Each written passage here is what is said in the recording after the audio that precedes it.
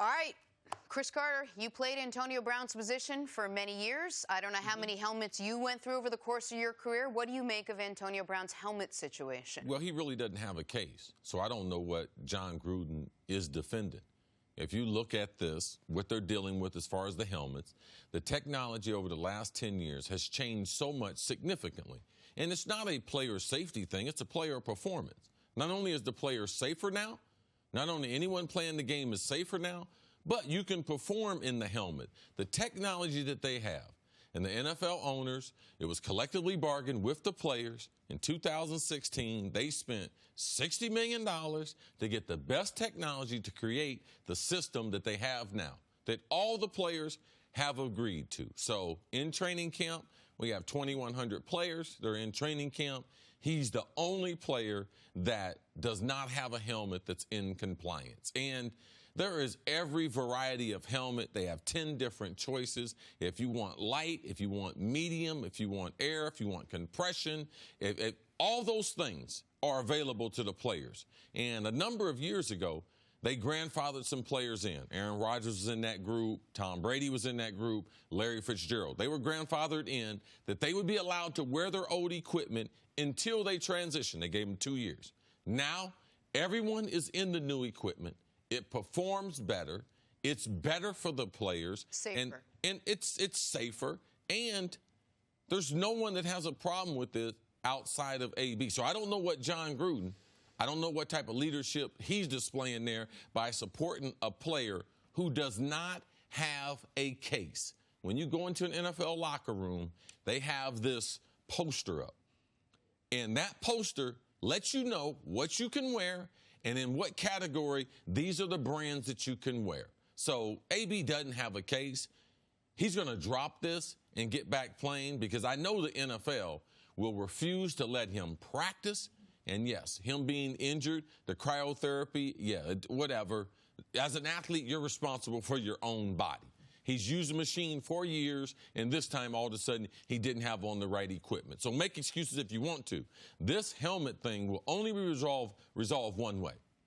He'll change helmets, or the NFL will not allow him to participate in any practices or any games moving forward. And when this story broke Friday afternoon into Friday evening, if people weren't following it, didn't see Mike Silver's tweet thread, and they're just tuning in now, people need to understand the level of crazy that has been displayed over the last few months. Antonio Brown was told he couldn't wear this helmet, threw a temper tantrum, left practice, then came back the next day, reportedly, acted like nothing had happened, wore the new helmet. And then a few days later, came back with his old helmet, shoddily painted Raiders colors in order to try to trick people. He got sniffed out there. They kicked him out. And he is still, I mean, he tried to smuggle a poorly painted old Steeler helmet onto the Raiders practice field. Like, that happened. That's a real thing that happened during this Raiders offseason. One of the almost just, additional points of the Mike Silver story was, listen, teammates and coaches are a little annoyed that during team meetings, he seems to be liking photos on Instagram and checking his bank balance. Now, I don't know what it's like to have $25 million in the bank. I imagine it's awesome. I do feel like you'd want to look at that as often as possible. Maybe not in the middle of team meetings. But the quotes from a teammate there or a coach in that story was, the stuff in the meetings we can deal with. But the helmet stuff is crazy. And it is just continued erratic behavior from a player that I would say, starting with that Facebook Live in the locker room after a game, we just see him continuing to up the ante on unreliability. There was that. There was the alleged incident of him throwing patio furniture off a balcony and almost hitting a small child. There was the no-show, no-call with the Steelers. There's not wearing whatever he was supposed to wear on his feet, and now threatening retirement because he can't wear the helmet he wants to wear. It is, if the story came out today, Antonio Brown is traveling to the Far East to meet with the healer Andy Kaufman had, you'd be like, oh, I buy it. Like, there's no, right now, Antonio Brown's story that could be presented to me that I would say, oh, I don't believe it. I don't know what the Raiders are supposed to do. I feel like Gruden's in a tough spot in this regard.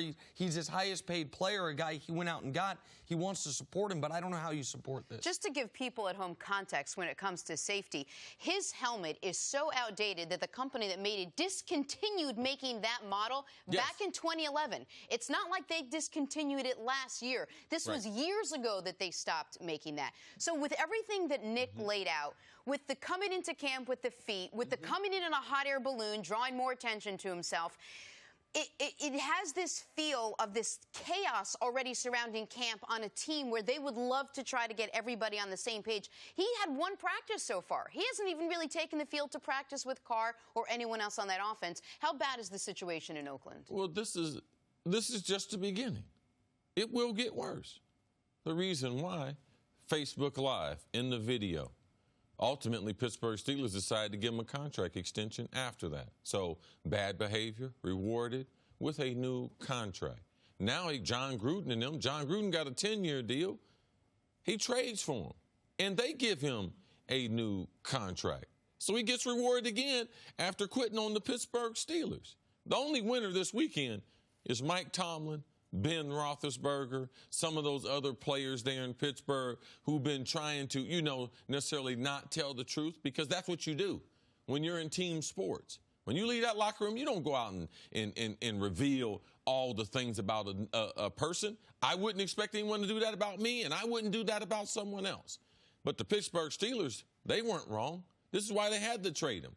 This is just the beginning. And to me, it undermines the overall authority of Jon Gruden. It's hard to be a leader when you can't be consistent in your messages. Man, I watch Hard Knocks. That was not good. I don't know who's controller of that football team. And him talking about, I got some good plays designed for him. Well, as long as he's out, the team can be fined. The player won't be able to participate. So the Raiders are losing in this, in something they need for AB to act like an adult. Forget about his performance. 6 years, 100 catches, 1,200 yards. We can't talk about it. Why? Because he makes the ultimate diva move. I won't play if you don't let me play with my blankie. I'll take my helmet and go home, is what he said. And well, the league told him to go home. Right. Right. If I can't play with my helmet, I won't play anymore. And this is going to sound like an extreme question, but given the facts we have in evidence over the last year or so, and given that Antonio Brown said in a television interview with ESPN a few months ago, quote, "I don't have to play. I want the game, but I don't need the game," it is a fair question to ask, does Antonio Brown want to play football anymore? And if he does, why is he acting this way?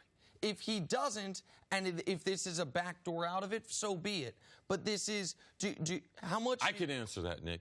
He wants to play ball. And you know the reason why? Because he likes the attention. And by the way, he's got a number of kids that require money. So he'll be playing for the Raiders this year. I got no doubt about it. And where's he going to get the attention? Where else is he going to be able to do this except for in the NFL? Thanks for watching. Subscribe here to get the latest from the show. Also, be sure to check out more of the best clips from First Things First, or go watch a few segments from our other shows on FS1.